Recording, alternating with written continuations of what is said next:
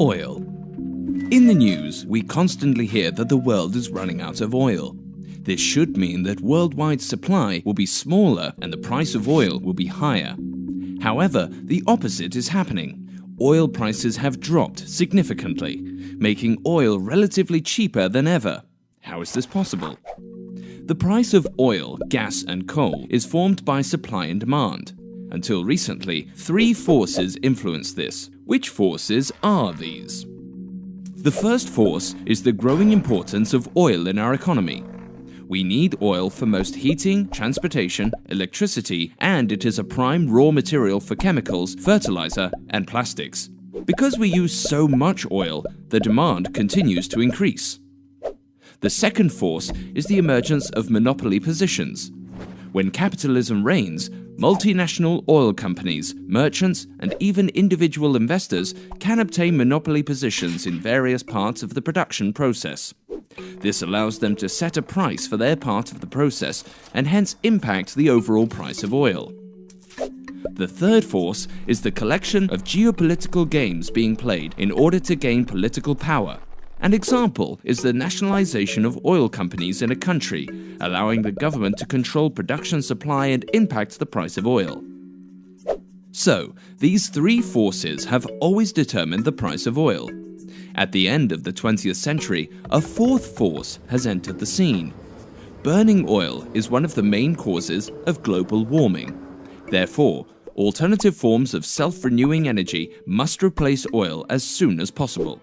For this to happen, the price of oil should be higher and therefore fairer than it is now. This would make renewable sources more attractive to use.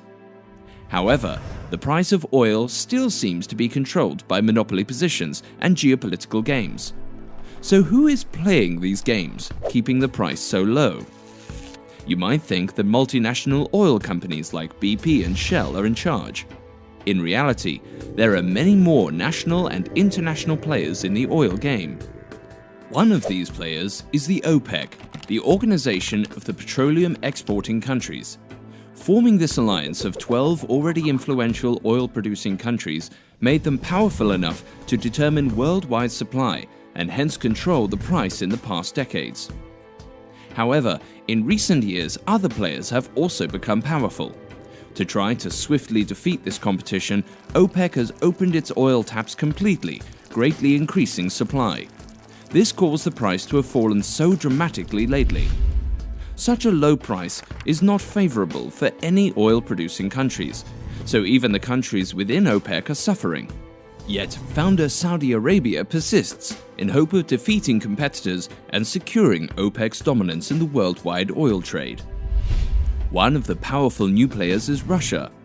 Whenever OPEC carefully decreased production to stabilize the price of oil, Russia gradually increased its market share.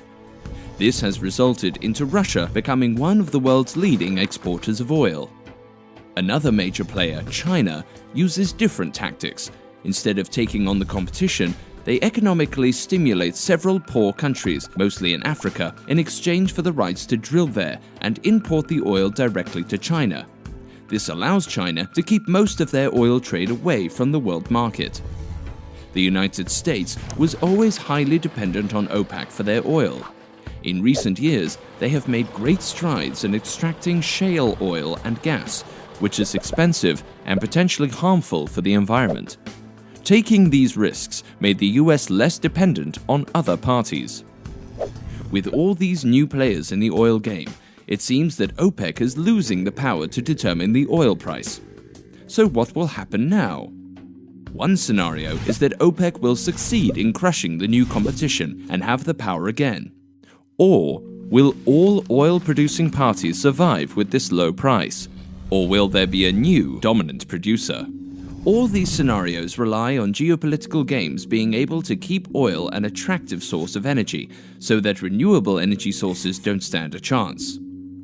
But maybe the damage of oil on the environment will force oil to get a higher price, which would allow renewable energy sources to enter the market more rapidly. Is this just wishful thinking? Only time will tell.